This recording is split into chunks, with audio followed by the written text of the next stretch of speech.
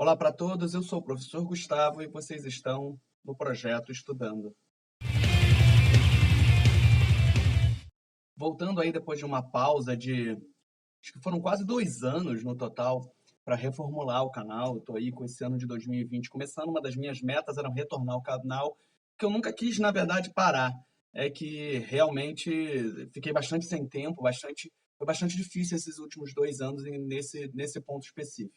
Se você está caindo de surpresa aqui nesse canal, a gente fala sobre cultura pop, a gente fala sobre filmes, sobre mangá, sobre HQ, mas fala com um ponto de vista histórico. Na verdade, a minha intenção aqui é realmente fazer uma divulgação científica até certo ponto.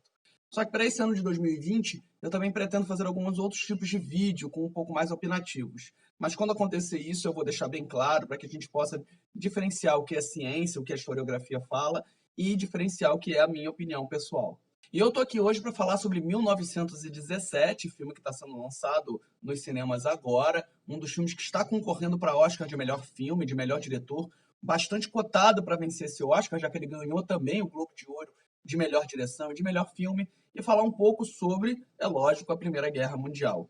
Esse filme é escrito e dirigido pelo Sam Mendes, que já ganhou um Oscar dele por Beleza Americana, e ele, na verdade, é um grande plano sequência. O que é um plano sequência? Ele é filmado de uma maneira que não aparece nenhum corte específico. Corte é quando você tem essas cenas, você já deve ter visto vários aqui no meu próprio vídeo. O que acaba acontecendo com isso? O filme acaba sendo uma crescente de emoção muito grande. É bom deixar claro também que esse não é um vídeo sobre crítica. Esse não é um vídeo onde eu vou falar sobre o filme especificamente de um ponto de vista crítico, mas do ponto de vista histórico, de um ponto de vista de um historiador, e a gente fazer algumas contextualizações. Qual é a história, então, desse filme? É uma missão bastante simples. Dois homens, dois cabos, eles são deslocados da trincheira onde eles estão, do local onde eles estão, para aproximadamente 6 horas de caminhada à frente, onde eles deveriam dar uma informação de cancelamento de um determinado avanço, de uma determinada operação, e assim evitar que aproximadamente 1.600 homens morressem dentro de uma armadilha do exército alemão. Então o filme é bastante simples a história. Meu desejo aqui também não é passar nenhum spoiler, exatamente eu vou estar concentrado em falar sobre a relação desse filme com a história em si. É bom lembrar que a gente tem muito pouco filme, pelo menos na crista da onda, muito pouco filme que aparece recentemente falando sobre a Primeira Guerra Mundial. Enquanto a gente tem aí vários e vários e vários filmes na cultura pop sobre a Segunda Guerra Mundial, a primeira acaba sendo relegada a um segundo plano. O que a gente pode puxar assim de memória sobre a Segunda Guerra Mundial? A gente tem a Mulher Maravilha, que tem uma partezinha ali, na verdade ele todo, né? É ambientado na Primeira Guerra Mundial, embora nos quadrinhos a ambientação dele seja o surgimento da Mulher Maravilha está num contexto de Segunda Guerra Mundial. A gente tem Cavalo de Guerra, de 2011, do Spielberg, sobre o cavalo, que vai... É difícil falar sobre um filme sobre um cavalo, mas, enfim, o foco do filme é sobre o cavalo e a utilização dele na Primeira Guerra Mundial. 20 cavalos, fica o cavalo aqui, aí vem o cavalo e pega um objeto, Querido, não tem cavalo. Tô falando algumas vezes já que não tem cavalo. Só prestar um pouco mais de atenção que vai dar tudo certo. A gente tem Flyboys, de 2006, e lá em 1918 a gente tem um filme do Chaplin chamado Shoulder Arms, que é bastante interessante também. Fora isso, um filme ou outro tá com um pano de fundo, mas realmente não é muito comum a gente ter um grande blockbuster com Primeira Guerra Mundial, como a gente volta e meia vê com Segunda Guerra Mundial, seja falando do Holocausto, seja falando de algum outro tema, ou falando do nazismo, ou falando da guerra em si. Mas é bastante interessante a gente notar também, e aqui já entrando um pouco mais dentro do vídeo em si, que o filme praticamente não dá nenhum tipo de informação sobre a Primeira Guerra Mundial. Ele te joga no contexto da missão de uma maneira muito rápida e vai mantendo aquele crescente de emoção. E em nenhum momento ele fala quem é inimigo de quem, qual é um setor, ele não fala absolutamente nada de política, o que é bastante interessante, por um lado, mas ao mesmo tempo, se você não tem o menor conhecimento, você fica se perguntando onde eles estão, o que eles estão fazendo. Na verdade, a operação se passa na França, em 1917, como o nome já pressupõe, durante o que a gente vai explicar daqui a pouco, que é a fase da Guerra das Trincheiras. E o filme é uma grande crítica ao Estado beligerante em si, a ideia de guerra, ele mostra o quanto a guerra é idiota, o quanto a guerra é inútil. Ele não levanta uma bandeira, na verdade não aparece nenhuma bandeira, pelo menos que eu me recorde no filme inteiro.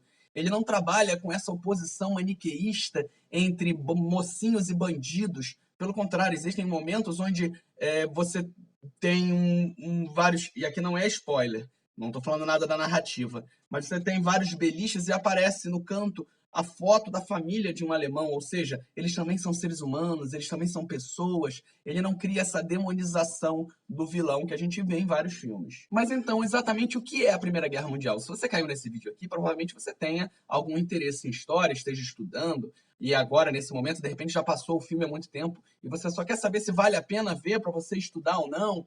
E aí é exatamente esse o intuito maior do vídeo, falar a relação dele com a história e dizer se vale a pena ou não para você entender alguma coisa. A Primeira Guerra Mundial, ela é um resultado do clima beligerante que existia na Europa na virada do século XIX para o século XX. Você tem o crescente nacionalismo,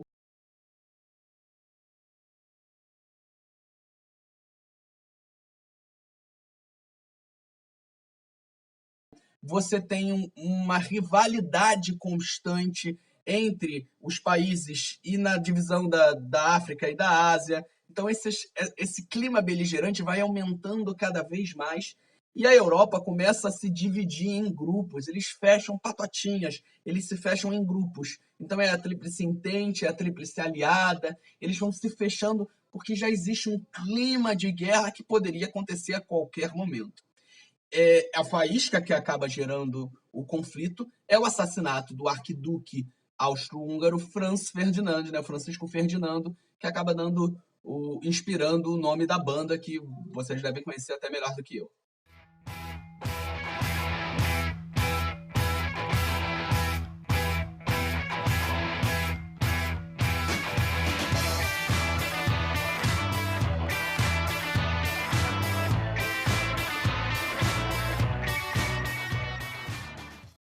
Esse assassinato acontece em 1914 e ele acaba tragando todas as potências que tinham qualquer tipo de ligação entre elas para a guerra. Uma declara guerra a outra e acaba gerando um conflito generalizado. A primeira fase que a gente tem na Primeira Guerra Mundial, que é ainda em 1914, é chamada de fase de movimentação, onde você tem deslocamentos de tropas muito rápidas e muito eficientes. Nesse contexto, as tropas alemãs invadem a França e conquistam bastantes territórios, acabando gerando um impasse que vai dar origem à segunda fase da Primeira Guerra Mundial, que é o que a gente chama de Guerra das Trincheiras, Guerra dos Impasses. É um conflito por posicionamento, onde nenhuma das tropas quer abandonar as posições conquistadas. Na verdade, o choque psicológico que existe da Primeira Guerra Mundial é exatamente esse. Se imaginava que a Primeira Guerra fosse ser muito rápida logo assim que ela começa. Os ânimos em 1914 davam a entender que a guerra aconteceria de uma forma muito eficiente, muito rápida. Você não tinha uma guerra moderna.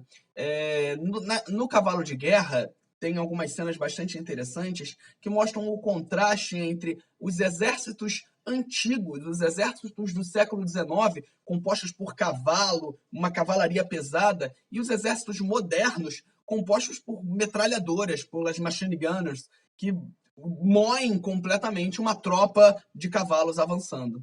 Então, em 1917, quando se transcorre o filme, a gente já está no final do movimento de guerra de trincheira, onde existe todo um esgotamento, onde existe todo um cansaço, onde já morreu gente durante os últimos 3 anos. É bastante interessante como o filme consegue demonstrar esse terror de uma maneira bastante eficiente. É importante salientar também que a operação específica na qual o filme se baseia, na qual o filme mostra, não existiu exatamente daquela maneira. Na verdade, o filme é inspirado, é um roteiro original escrito pelo Sam Mendes, inspirado em coisas que o avô dele falava durante a guerra. Quando você for ver o filme, no final você vai ver isso, não é um spoiler, dedicado a fulano de tal. Esse fulano de tal, eu vou colocar o nome dele aqui na tela, é o avô do Sam Mendes, que inspira todo o plot do filme.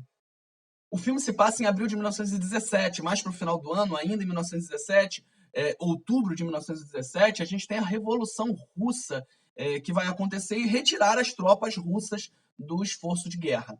A partir da retirada, mais ou menos consequentemente, eu não me lembro exatamente as datas, mas a saída das tropas russas acabam acontecendo sucessivamente a entrada das tropas americanas, que dão um novo fôlego para as tropas aliadas, gerando já o fim do conflito. E esse conflito vai acabar em 1918, quando você tem uma série de transformações. É bom a gente salientar também que as tropas alemãs elas não são exatamente derrotadas durante a guerra. Embora já estavam num processo de derrota, acontece uma revolta interna dentro da Alemanha, um golpe político dentro da Alemanha, e você tem o armistício sendo assinado após isso. É bom lembrar também que a forma com que acaba a Primeira Guerra Mundial e os rancores que são criados a partir dela, que acabam gerando também a Segunda Guerra Mundial e todo o conflito que vai tomar a Europa a partir do final da década de 30. Uma outra coisa interessante que o filme mostra e que eu achei que cabia aqui fazer um comentário é que ele chama, em nenhum momento do filme, os alemães são chamados de alemães, eles são chamados de hunos. Então eu acho que cabe aqui uma explicaçãozinha sobre o que exatamente é isso. Os hunos foram um povo nômade da Eurásia que assolou a Europa com sucessivas invasões durante muito tempo. Ali até o século V você tinha várias invasões hunas. Então acaba que fica no inconsciente de vários grupos, de várias sociedades, essa cultura una. Até hoje, búlgaros e húngaros reclamam para si uma herança, uma hereditariedade una, o que até o momento não é muito claro qual povo exatamente que teria descendido.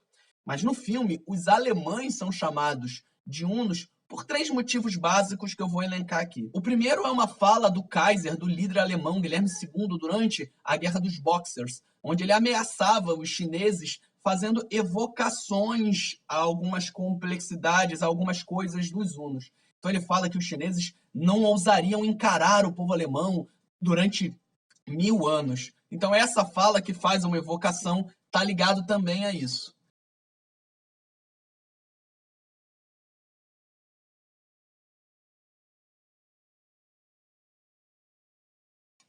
O segundo, na verdade, está no capacete alemão. Você já deve ter visto em algum desenho, em algum filme, esse capacete alemão com uma ponta. Ele era um capacete típico, chamado Pickelhaube. Esse capacete ele é oriundo também dos elmos hunos, então existia também uma relação a partir disso. Meinen Glückwunsch, Matrosen. Jetzt gehört ihr zur Marinereserve. Hurra! Ich kann euch nur gratulieren. Jetzt seid ihr alle Konditormeister. Hurra! Meinen Glückwunsch. Damit seid ihr Darsteller historischer Persönlichkeiten aus dem Ersten Weltkrieg. Ja! Oh, oh. E por último, existia uma inscrição nos cintos dos alemães durante a Primeira Guerra Mundial que falava, e o meu alemão é péssimo, Gott mit uns. Esse termo que significa, na verdade, Deus conosco, ele acaba sendo mal interpretado, onde esse uns é interpretado como Hums, e acaba dando essa má interpretação, onde os alemães são chamados de hunos durante a Primeira Guerra Mundial, e isso está comprovado. Eu vou colocar aqui na tela para vocês um cartaz da Primeira Guerra Mundial fazendo menção a isso, um cartaz em inglês. E para terminar, eu recomendo esse filme, eu recomendo muito esse filme por diversos motivos. Em primeiro lugar, é um excelente filme em termos de manipulação dramática. Ele vale a pena ver. Ele é um filme, é um espetáculo visual que por si só já valeria. E ele é bastante preciso historicamente se a gente levar em consideração a composição do ambiente. Uma dificuldade que eu tenho para com os meus alunos é demonstrar para eles um clima, como era a vida nas trincheiras. E eu tenho algumas coisas que eu defendo. Eu acho que o videogame e a própria cultura em si, ele acaba fazendo com que a guerra seja exaltada, o que não é bem o que deveria acontecer. Esse é um filme que é exemplar nesse ponto. Ele demonstra de forma muito efetiva os horrores da guerra, o quanto a guerra é idiota, o quanto a guerra não tem uma motivação, o quanto são homens matando homens, e é ridículo isso. e ele mostra o terror da Guerra da Trincheira, ele mostra aquele clima. Embora se você esteja querendo ver esse filme para entender a Primeira Guerra Mundial, ele não seja eficiente na medida de que ele não te explica absolutamente nada na Primeira Guerra Mundial, ele é muito efetivo para você compreender o clima, como era viver ali naquela trincheira. Então, nesse ponto, eu acho que ele é bastante interessante para quem está fazendo um estudo sobre história, fazendo um estudo sobre a Primeira Guerra Mundial, para você, aluno, que quer entender de uma forma mais efetiva esse conflito, que se não é o maior conflito do planeta em termos de número de pessoas mortas, ele é, sem dúvida, o que mais chocou a população. Porque, veja bem, isso Hobsbawm fala na Era dos Extremos. As pessoas que lutaram a Segunda Guerra Mundial, elas, na maioria das vezes, já tinham vivido a Primeira, ou tinha uma geração que tinha vivido a Primeira Guerra Mundial. Então ela não era tão chocante, você sabia o que esperar. Isso com todas as ressalvas possíveis. A Primeira Guerra Mundial, não. A Primeira Guerra Mundial é um grande choque do quanto a população mundial, do quanto a guerra é idiota. E isso é bastante interessante.